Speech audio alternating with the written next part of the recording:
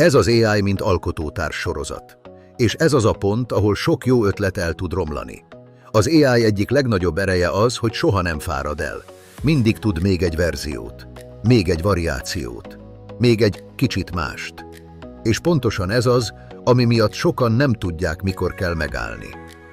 Az AI zeneírásnál a kész nem technikai állapot. Nem az a pillanat, amikor már nincs mit generálni, hanem az, amikor már nincs mit hozzáadni anélkül, hogy rontanál rajta. Sokan ott csúsznak el, hogy elkezdik optimalizálni a zenét. Egyre simábbra, egyre hibátlanabbra, egyre korrektebbre.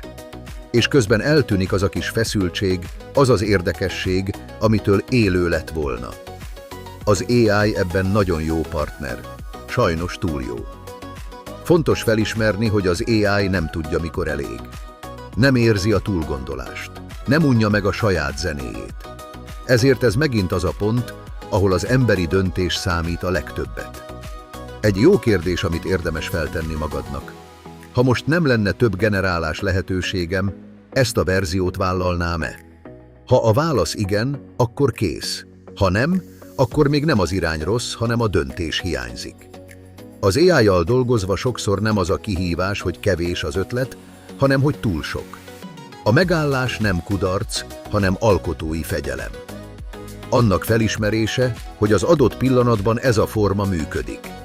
Ha megtanulsz időben megállni, az AI nem kifáraszt, hanem fókuszál.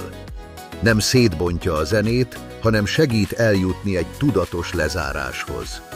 A következő részben arról beszélünk, mit kezdj a kész AI zenékkel. Hallgatás, megosztás, tanulás, inspiráció, és miért nem kötelező mindent publikálni.